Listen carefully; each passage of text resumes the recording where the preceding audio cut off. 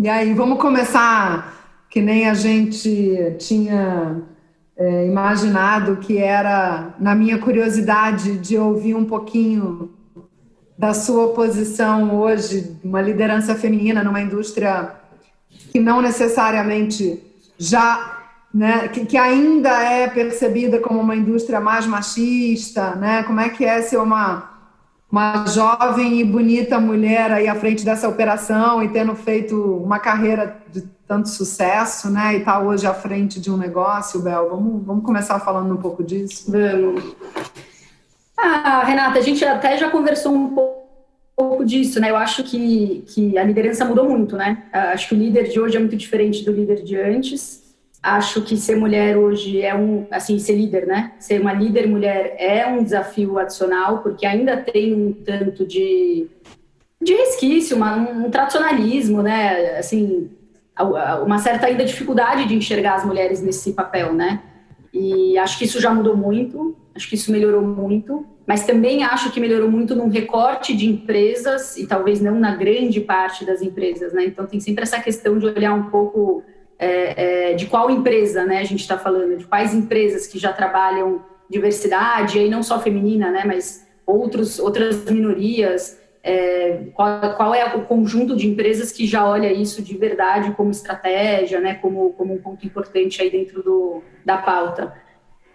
Mas eu acho que eu juntei duas coisas, né, tecnologia e supply chain, são duas áreas tradicionalmente... Escolheu direitinho. Escolhi a dedo, né? E são duas áreas, assim, engraçado que as mulheres têm um papel super importante nas duas áreas, né? Tanto na história, a gente vê várias mulheres que desenvolveram coisas importantes em tecnologia, né? A gente até faz postagem em relação a isso. E no comércio exterior, se olha dentro das empresas, é muito mais comum se achar mulher do que homem, porque é uma atividade de muita organização, muito detalhe, então tem um pouco essa coisa de que a mulher ela vai conseguir, enfim, se organizar, né? Mas aí quando você vai para cargos de liderança já não é tão comum. Então acho que é um desafio, acho que é bom a gente ver exemplos, ver que é possível, né? E seguir aí no tijolinho dia a dia, né? Acho que é um pouco isso.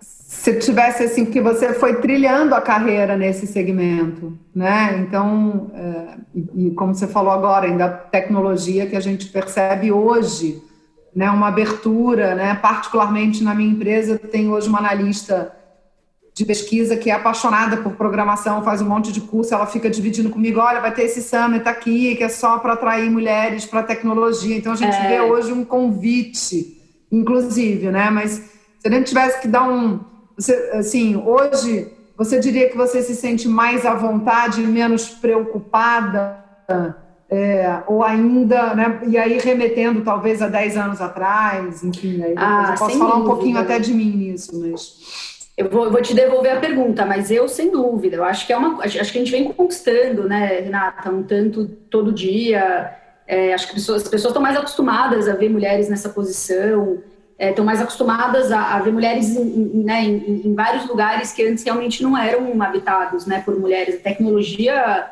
é um caso clássico, né, assim, e existe essa dificuldade, por isso tantos programas fomentando a participação da mulher em tecnologia, né, porque a gente vê essa dificuldade de achar meninas, né, que estão programando e tal, cada vez menos, quer dizer, cada vez tem mais programas, mais incentivos, etc., mas ainda comparado com o número de homens, né, de rapazes, nem se compara, né, então eu vejo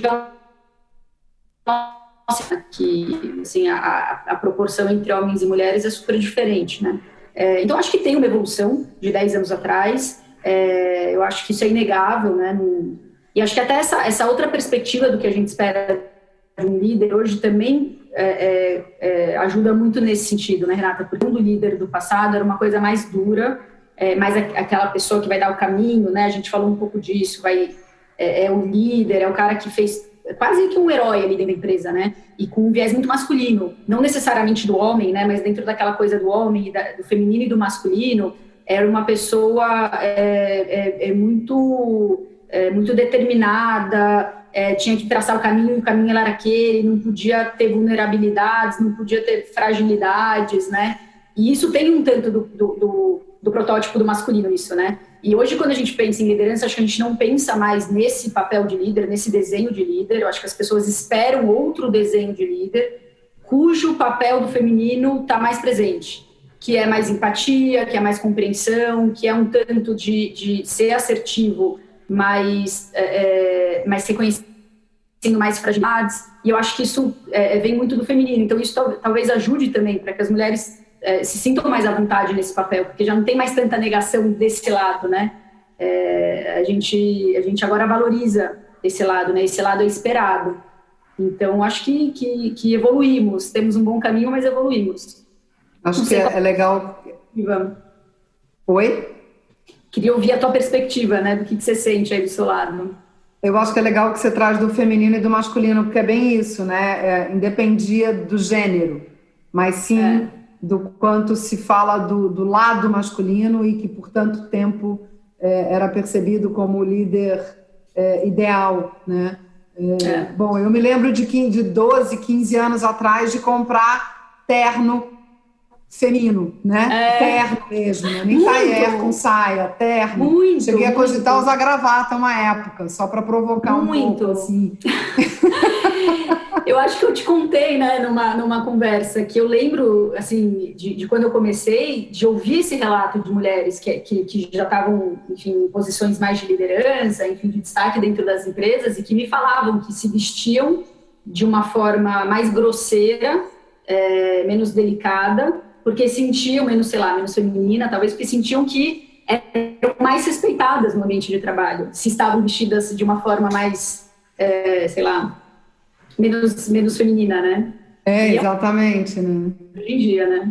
Que era isso que trazia a autoridade, né? Vamos colocar assim, né? Porque aí você estava naquele padrão, né? E como é gostoso hoje a gente falar de diversidade de ideias, que a gente não quer padrão mais na liderança, a gente não quer padrão nos negócios, a gente quer provocar uma conversa que traga justamente uma inovação aberta, porque não está falando de padrão, né? E eu acho que tinham frases que eram muito simbólicas, né, Renata? Eu lembro que as pessoas falavam assim, não, ela lidera como se fosse um cara, né? Então, assim, o padrão, a mulher que liderava bem é porque ela conseguia fazer o papel de um líder homem. Esse era o parâmetro de comparação, né? Então ela é líder, mas ela não tem aquilo de mulher, ela não chora, ela não é emocionada. Então, existia sempre a comparação com um padrão masculino de atuação, né? E eu acho que isso está sendo desmontado, de novo, é um processo, né? Mas eu acho que nas empresas, pelo menos nas empresas que criam tendência, que são formadoras de opinião, você não ouve mais esse tipo de coisa, né? Não faz mais sentido. Então, eu não vou nem repetir aqui o que eu costumava ouvir mais, porque é muito exposto ao mercado financeiro. Se a gente tem a ideia de compartilhar esse nosso papo aqui, acho que não seria legal. Não dá para mencionar. Mas, não dá. Mesmo tentando usar um francês carioca aqui. Mas eu acho que é isso, assim, a gente foi desconstruindo, a gente foi se permitindo, e aí, quando eu falo a gente, na minha leitura, é independente de gênero, né? Porque eu gosto muito quando eu entrevisto, por exemplo, um executivo que me fala, olha, todo dia às 5 da tarde eu pego meus filhos na escola, e então, assim, eu organizo o meu dia para conseguir respeitar isso, então a gente pode se falar a tal hora, sem medo, sem a preocupação de estar falando, mas então mas não é tua mulher que tem que fazer isso, porque antigamente, né, era a mulher que tinha que exercer esse papel, bem antigamente, acho que a gente já vem mudando muito nisso há bastante tempo, mas eu acho que tem a ver com isso, né, com você poder mostrar todos os teus lados, vamos colocar assim, porque o ideal, como liderança, pelo menos no que eu acredito, é que você entenda os vários chapéus que você vai colocando ao longo do dia, né? E aí acho que essa pandemia está trazendo a gente para essa realidade de uma forma muito... Estamos aqui nas nossas casas, com os nossos filhos, com as interrupções. Ontem eu tive um acidente doméstico em casa, graças a Deus, nada sério. Mas no meio da reunião eu falei, não dá, tem que parar, né? Então, assim, acho que a gente é plural, momentos né? interessantes, difíceis, mas interessantes. E a gente é plural, né, Renata? A gente não é só executiva, a gente não é só mãe, a gente não é só filho, só amigo. E a gente, no ambiente corporativo, tentou, né, durante muito tempo bloquear isso, né? E isso tem um custo emocional, né? Dessa gestão da vida, né? Assim, durante muito tempo, assim, você vai organizando a tua vida para realmente aquele horário que você dá no trabalho, não pode ter influência da vida externa, né? Quer dizer, é quase que uma cápsula. E o home office, ele quebrou isso, assim, de uma vez, né? Assim, um único dia escancarou que teu filho te liga, que aí você tem um acidente doméstico, você para comer alguma coisa, você vai tomar um copo d'água. É assim, né? Não tem outra opção. Há anos atrás, a gente, nas consultorias de seleção, tinha um roteirinho bem padrão de mercado que a gente seguia quando a gente ia conversar com profissionais para buscar referências das pessoas que a gente estava entrevistando. E tinha uma pergunta que era assim, tinha que fazer, né? Se a pessoa levava questões pessoais para o trabalho. Então, assim, o quanto a pessoa conseguia separar, né? E hoje é quase que o inverso, né? A pergunta que eu gosto de fazer é: o que você sabe da vida pessoal com quem você trabalha, né? Não no sentido de que você tem que ser íntimo ou você tem que ser amigo, mas o quanto você entende e reconhece o outro que está na sua frente, né? A partir do que é a vida do outro, do que são as questões que essa pessoa está lidando no seu dia a dia, porque é óbvio que isso vai impactar, né, no seu profissional, né? Não, é óbvio, desde coisas muito simples, né? Eu acho assim, uma pessoa que, né, na nossa vida aqui, regressa de escritório, né? Uma pessoa que pega um transporte coletivo e leva 2 horas para chegar no trabalho, ela chega de uma forma diferente da pessoa que vai a pé andando 2 quarteirões. Então, são coisas assim, que te ajudam. Quer dizer, talvez essa pessoa ela chegue mais mal-humorada, ela precise de 10 minutos para sentar, colocar a cabeça dela em ordem e começar a trabalhar. E ok, isso não quer dizer nada, quer dizer só que ela acabou de sair de 2 horas de um metrô. E você ignorar isso dentro da gestão da equipe é uma besteira, porque não vai te trazer nada de positivo, né? Quer dizer, pouco importa, quer dizer, o que fez antes de chegar aqui ou não. Então, esse é um exemplo banal, né, de algo extremamente mundano e trivial, mas que muda a forma como a pessoa chega naquele dia para trabalhar, né? Ou se a pessoa está passando por uma dificuldade, está passando por um fim de namoro, um fim de casamento, ou alguém na família está doente, ou está saindo de férias daqui a pouco, então está com a cabeça, né? Enfim, não existe mais essa separação, eu acho, né, do que é a vida profissional. Pelo menos, de novo, né? Eu acho que a liderança que pelo que eu vejo, nós duas entendemos que é a que a gente quer ver mais no mundo, ela é uma liderança, e aí a gente é líder o tempo inteiro, seja em casa, seja com pai e mãe, seja com filho, seja com marido, com esposa, com parceiro, com parceira, enfim, seja nas nossas empresas, né? Mas é justamente isso, né? É você conseguir entender que o seu olhar ele precisa ser diversificado, né? O seu olhar precisa ser um olhar que você entenda, inclua, compreenda, né? Porque senão, se você achar que é padrão, que é todo mundo de terno, né? Mesmo a gente brinca, o exército de minions, né? Todo mundo tinha que ver meu malvado favorito, para não falar em inglês, né? Mas eles também são diferentes, cada um deles no seu estilo, todos, né? Nenhum deles é igual ao outro, você já reparou? Já reparei isso várias vezes, porque eu já vi várias vezes o filme, eu amo. Eu também já vi várias vezes, eu adoro. Eu adoro. E eu acho que tem uma coisa, né, que assim, aí quando a gente olha essa geração que está chegando agora, né, que tem 20, 25 anos, o trabalho é muito pessoal para eles, é quase autoral, porque eles querem trabalhar numa coisa que faça sentido, né, o famoso propósito que a gente fala muito hoje, até ficou um pouco esvaziado, né, como palavra, mas que tem muito sentido, acreditar naquilo que você está fazendo, né, inclusive a gente estava discutindo clima esses dias na Questra, né, e pesquisa, quer dizer, ferramentas super tradicionais de RH, e um dos consultores estava falando, né, engajamento se mede hoje pela relação emocional do colaborador com a empresa. Então, assim, se considera um cara engajado, aquele cara que emocionalmente está conectado com a empresa, não é o cara que só entrega resultado, ou o cara que chega no horário certo, o cara que não desce para tomar uma aguinha, que está o tempo inteiro ali trabalhando, não é mais essa medida, né? A medida de um colaborador que você considera engajado com o teu negócio é um cara que tem vínculo emocional. é uma outra leitura, né? Eu achei muito interessante. E eu acho que esse vínculo emocional se dá principalmente quando você permite que essa pessoa seja vista. Exato, né? e reconhecida na sua individualidade, né? Então, assim... É muito isso, e como está distante isso ainda, Bel, infelizmente. E é desafiador, né, Rê? Porque eu acho que, assim, nesse calor que a gente vive de entregar, né, assim, de entregar os resultados, de entregar aquilo que o cliente está esperando, de correr mais rápido que o cara do teu lado, porque a concorrência está vindo atrás, os negócios se transformando muito rapidamente. Então, a questão da agilidade, ela é uma premissa hoje para você estar, né, no mercado, para você ser competitivo, para você ter um espaço. Então, com toda essa velocidade e essa eficiência que você precisa ter, a armadilha é você tratar todo mundo igual, porque é muito mais fácil, é muito mais rápido você pensar numa política única, num tratamento único, numa medida única para todo mundo, né? E aí achar esse equilíbrio entre reconhecer a individualidade de cada um, mas não perder um objetivo de negócio que tem que ser perseguido, não é trivial, não é pequeno, assim, é um desafio grande, né? Mas que eu acho que não tem muito como não estar na pauta hoje em dia, né? Ele faz parte da agenda, porque desde coisas básicas, né? A gente pega o famoso pacote de benefício, não dá mais para você trabalhar ele de forma única dentro de uma empresa.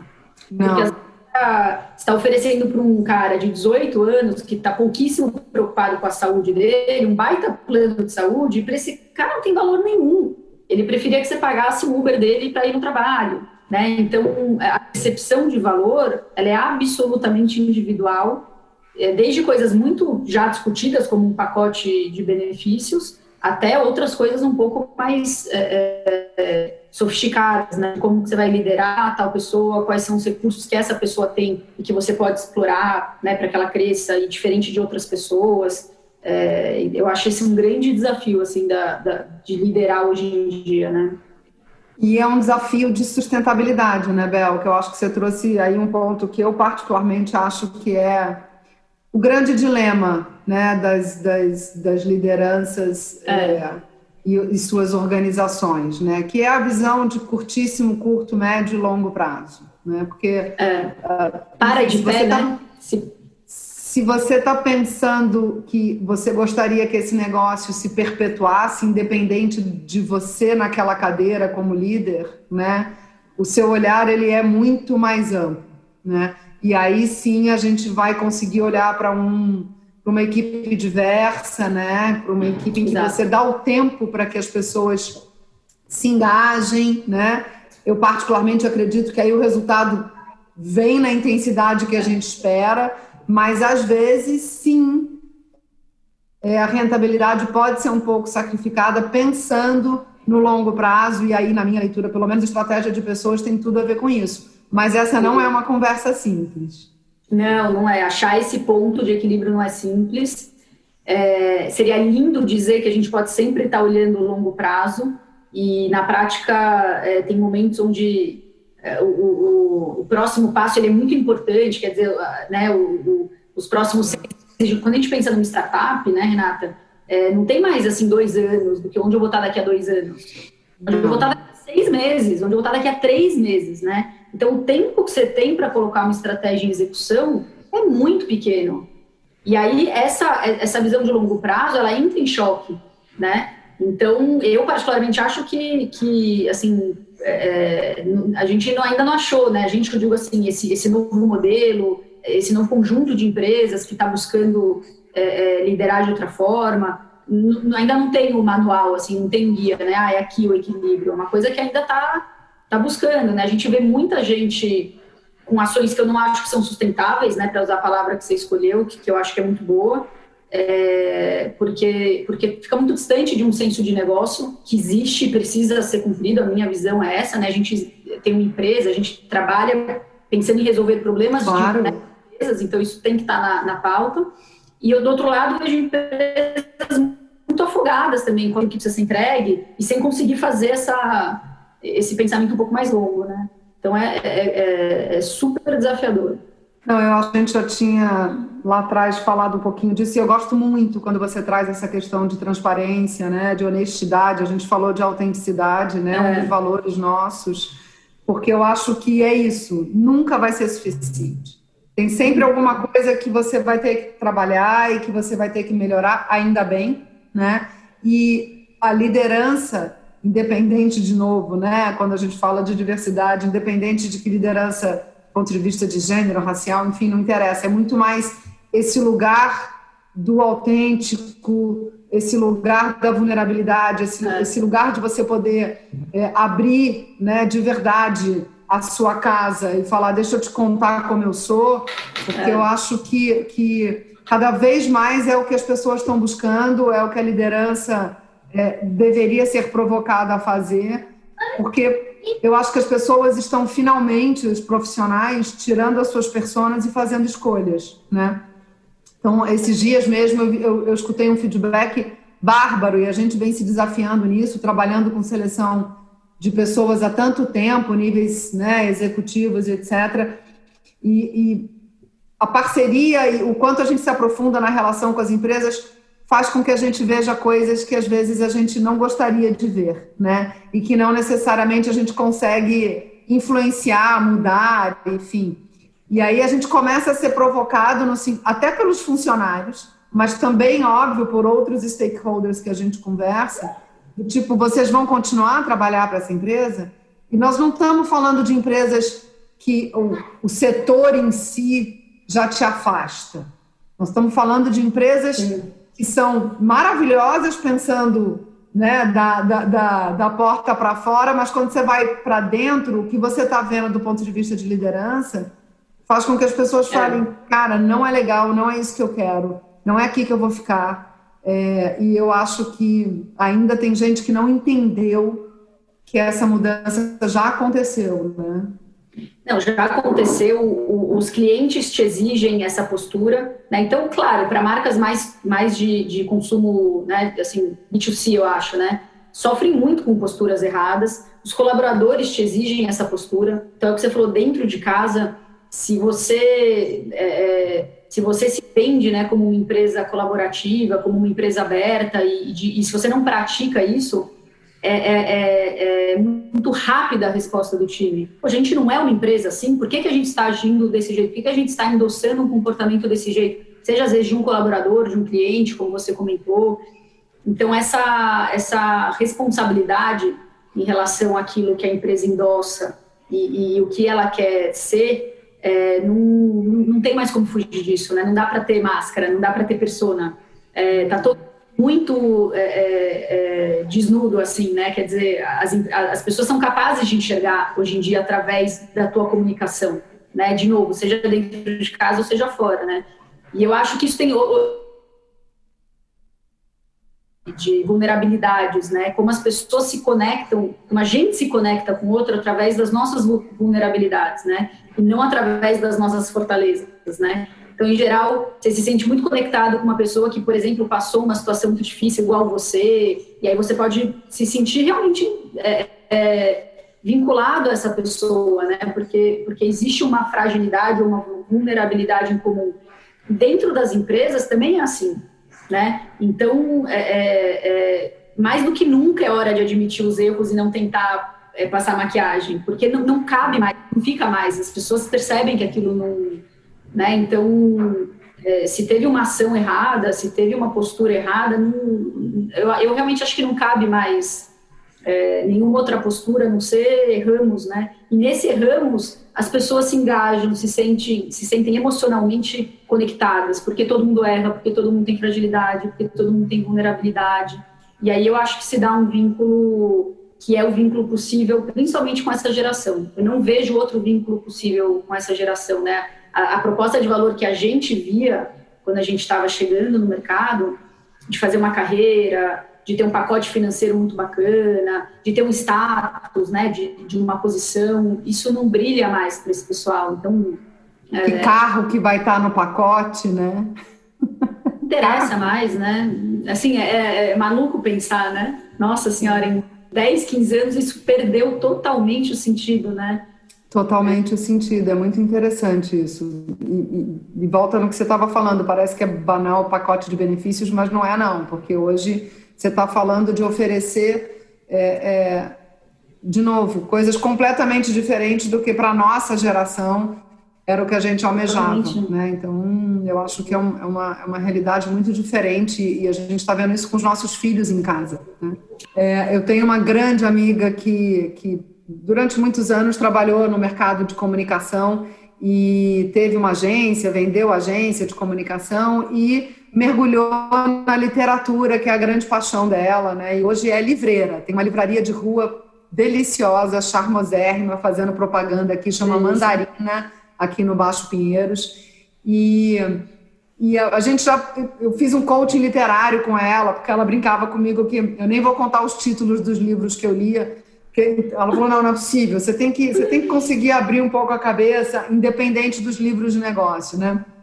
E aí ela estava lendo, trouxe um estudo falando que a maioria dos líderes, quando você pega lá os 500, né, Fortune e todos os nomes bonitos que a gente conhece, os CEOs leem os mesmos livros, os mesmos títulos.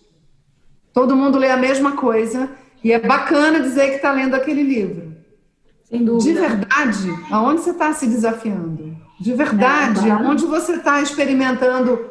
Como é gostoso você sair de um livro super bacana, de liderança, etc., mas de repente ir lá para... Ler um romance russo, né? Às vezes mesmo aquele romance que você nem precisa prestar atenção na página. Sem dúvida. Mas é dessa diversidade também que a gente está falando, dessa pluralidade, que eu acho que tem muito a ver com o que você falou, né? Tanto que muita gente que me procura em transição de carreira e muito na ansiedade da recolocação, né? E muito da provocação que eu faço é prover a oportunidade para se permitir fazer aquilo que você nunca se permitiu, né? Mas aproveita entendendo que, se possível, continue a fazer aquilo que você nunca se permitiu. Exato. Porque isso traz uma riqueza de repertório, isso traz uma riqueza de visão. Nossa, demais. Tudo conversando com essa liderança diversa que a gente está falando, né, Bela? Exatamente, com pluralidade, várias facetas. Eu acho uma delícia, né? Hoje em dia a gente está vivendo esse momento, assim, acho que nem se compara, né, com os momentos que a gente já viveu corporativamente falando. Eu acho que era mais chato trabalhar no mundo corporativo antes. Acho que a palavra é essa, muito chato, né? Era muito tedioso, assim, era um formato único, né? E hoje em dia não. Hoje em dia você tem realmente empresas que são zero caxias no seu formato de trabalhar, no seu formato de comunicar, inovam, são, como você falou, autênticas. Você sente isso na comunicação da empresa, as pessoas se identificam com isso. Acho que o mundo corporativo melhorou muito nesses últimos tempos. Eu concordo com você. Eu, às vezes, me envergonho quando eu lembro de algumas passagens minhas de 15 anos atrás, assim, mas vamos deixar para trás, assim. Faz parte do processo, né? Eu acho que tem que pôr na conta do processo. Eu acho que é isso, o mundo corporativo está melhor, acho que tem coisas que a gente tem que endereçar ainda, mas ele é um mundo muito mais compreensivo hoje, né? Acho que isso não tem volta. De novo, a gente está olhando um recorte das empresas, acho que tem muita empresa que ainda vive 20 anos para trás, mas isso é assim mesmo, tem as empresas vão formar, né, vão formar uma opinião, vão criar tendência, e aí, como você falou, a manada vem, o resto das empresas vem e seguem essas tendências, né? Mas eu acho que esse respeito à individualidade é uma coisa assim que é fundamental. Isso a gente não pode perder, isso faz parte do que a gente espera hoje de qualquer entidade, né? Então, isso não dá para voltar atrás, né? E na criação de vínculo que você falou, né, Bel? Eu acho que a gente está falando hoje de engajamento, de criação de vínculo, né? O engajamento, ele não se dá mais pelo carro que você vai ter no final do ano e trocar de carro, etc. O engajamento, ele realmente está... Porque, e de novo, né, a pandemia novamente está acelerando isso. A gente já vivia, a gente está falando agora, mas a gente já vivia o trabalho dentro de casa. Né? O trabalho dentro de casa já está com a gente há muito tempo. Há muito tempo. Tá aqui, tem 40 mensagens, né? o teu despertador já está aqui, aí você lê o jornal aqui, aí enfim, né? Só que agora tá evidente, né? Então, se efetivamente não houver esse entendimento que o profissional e o pessoal é simplesmente uma coisa só e que para isso você precisa entender aquele ser humano, o que é aquele ser humano que também é um líder na organização, né? Então, eu acho que realmente, de novo, pode ser que a gente esteja falando de algo que daqui a 50, 100 anos é que vai ter uma consciência 100% clara do que é isso, mas eu acho pelo menos que essa conversa que a gente está tendo, a gente não estaria tendo há 15 anos atrás, né? A gente estaria absolutamente focado no resultado, na rentabilidade e trabalhar. Ninguém disse que trabalhar. Meu ex-chefe falava, se trabalhar fosse bom, não era remunerado. Tem um monte, né, de frases típicas assim de como a gente via trabalho, né? Isso me drivou por muitos anos, embora eu sempre fosse apaixonada pelo meu trabalho, mas assim, eu considerava isso uma sorte, né? Claro, e ainda é para muitas pessoas. Sim, de novo, a gente Como é que nós, líderes, conseguimos mudar isso, né?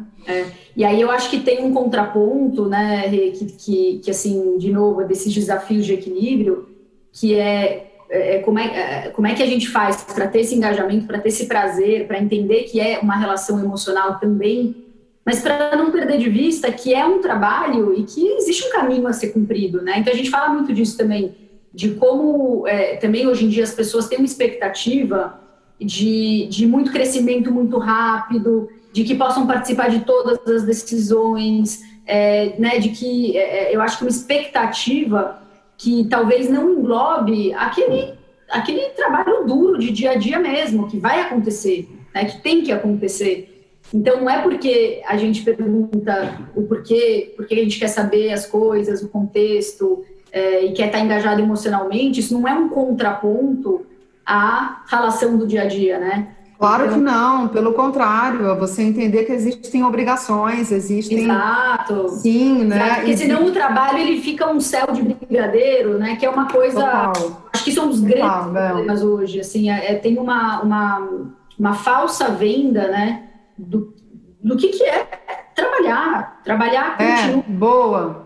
Vem jogar sinuca e traz o seu cachorrinho, né? Exato. Não, trabalhar assim, quais são os combinados, como é que a gente vai cumprir, qual que é o prazo, deu certo, não deu certo, como é que a gente melhora aqui, a gente errou, poxa, o cliente gostou, o cliente não gostou, estamos ganhando dinheiro, não estamos ganhando dinheiro, não mudou. O que mudou é a forma como a gente se comporta nisso. E isso eu acho que se perde um pouco em algumas coisas, né? Então, e principalmente esse mundo de inovação, eu brinco que tem muito canto da sereia, né? Tem muito... como a gente fala lá na Kestra, tem muito escorregador de neon no meio da sala, né? E ter engajamento emocional não quer dizer ser menos profissional. As duas coisas caminham juntas. Eu acho que essa é a...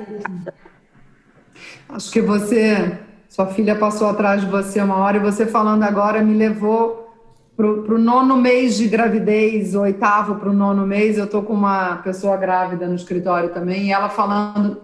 Ela está começando naquela fase de acorda toda hora, no meio da noite para fazer xixi, não sei o quê, mas, nossa, é a barriga. Eu falei, olha, eu tenho uma teoria que não é só a questão da barriga. Claro que é, pressionando e etc., mas já é o seu corpo sendo preparado para as suas obrigações, porque já esse bichinho vai estar aí. Daqui a pouquinho. E é a coisa mais apaixonante do mundo, e é uma delícia... Mas é literalmente padecer no paraíso, porque você vai acordar a cada 2 horas para dar de mamar. Sim. Exatamente. Então você tem uma obrigação, sim, que vem junto com essa experiência, que para muitas pessoas é maravilhosa, é uma experiência maravilhosa, tem outras que a gente pode, mas foi interessante que você foi falando e eu fui me remetendo a isso, das obrigações de você ter um filho como mãe, como pai, né, como tio, enfim, de novo, né, em todos os nossos papéis. A gente tem coisas que são muito gostosas e com isso vem obrigações, né? E a gente não pode esquecer disso. Não pode esquecer disso. Você tem toda a razão. A gente tem uma geração chegando aí que essa facilidade de informação, de que está tudo à mão e qualquer coisa eu peço aqui no Rap, né? Que o Rap traz... O Rap traz, sei lá o que o Rap traz. Eu até fico me perguntando, acho que eu vou pedir o resultado do final do ano que o Rap vai trazer. Vai trazer. Não, e uma coisa, uma expectativa, né, Rê, que a empresa possa ser quase que corresponsável com a sua carreira. E assim, a sua carreira é a sua carreira, né? A empresa, ela pode contribuir, ela deve contribuir, ela pode ser uma empresa importante na sua história, né? Eu acho pode que ser impulsionadora. pode né? ser influenciadora, influenciadora, catalisadora. Perfeito, Mel. Esqueça que a sua história é a sua história, né? E não dá para delegar, né? Então, eu acho que esse cuidado é importante, porque a gente vive numa época onde está tudo muito fácil, né, de informação. E aí isso se muda um pouco com quais são as responsabilidades da empresa e quais são as responsabilidades de cada um da equipe, né? Então, a gente até estava falando essa semana na Kestra sobre a responsabilidade de reconhecer as pessoas. Reconhecer, valorizar o trabalho das pessoas pode ser feito por todo mundo dentro de uma equipe. Então, não precisa a empresa falar, nossa, olha, a Renata é uma pessoa super legal, uma colaboradora que ajuda pra caramba.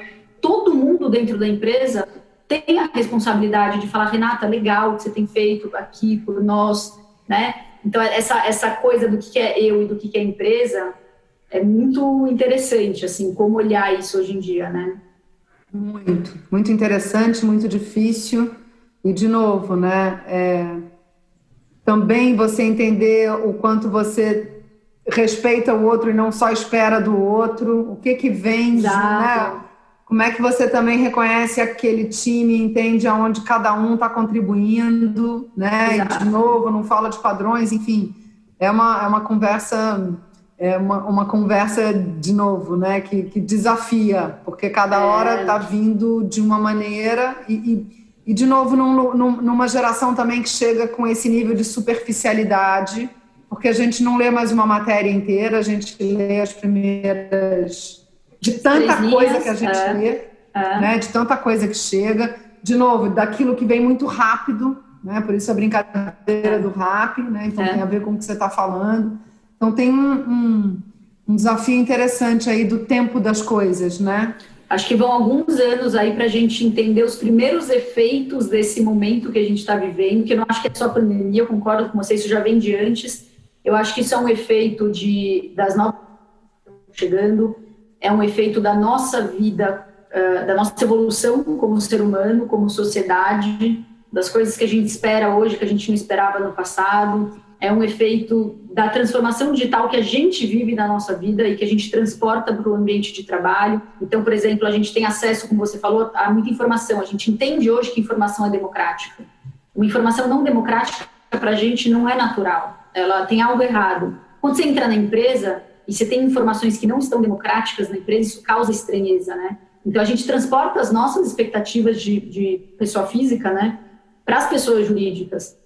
Então, eu acho que vão alguns anos para a gente entender, para a gente talvez chegar num novo layer, assim, numa nova camada, onde a gente fala, legal, foi isso aqui, ó, que a gente viveu, e agora a gente está nesse lugar, e aí começa talvez um outro ciclo, né, de transformação. Mas eu sinto que a gente está no meio do furacão agora, assim, tem bastante coisa acontecendo, e tem que achar seu espaço nisso, né? Não dá para ficar perdido no meio disso tudo. Então, é um pouco daquilo que você falou, autenticidade, entender quem é a empresa e as práticas e aquilo que a empresa vai propor naquele momento, né? Se não fica muita coisa para organizar, né? Não, e aí a liderança tem que ser herói de novo. Volta para um outro tipo de herói, mas volta... É herói, né? É líder-herói. Né? E acho que a gente falou de várias coisas aqui que claramente, genuinamente, a gente acredita e a gente quer ver no mundo, né? Mas se você tivesse que reforçar de tudo que a gente falou, o que cala mais fundo para você? Eu acho que essa questão da nova liderança, né? Acho que de quem pessoas que a gente vai liderar e o que essas pessoas esperam, né? E a gente falou algumas palavras, acho que fundamentais, né? Empatia, abertura, admitir vulnerabilidades. Para mim, pessoalmente, é muito legal viver um tempo onde isso é possível, aceitável, natural, inclusive, né? Eram coisas que me incomodavam, de não serem reconhecidas, né, como dignas e legítimas. Então, eu acho que é o começo de uma nova fase corporativa mesmo. Acho que dá para a gente pensar dessa forma, assim. É um processo, mas é um começo de um outro jeito de liderar, um outro jeito de trabalhar, mais justo, né? Assim, mais humano. A palavra é humano, né? Acho que não tem nenhuma palavra que fale melhor que essa, né? E eu Ironicamente, não. Ironicamente, não.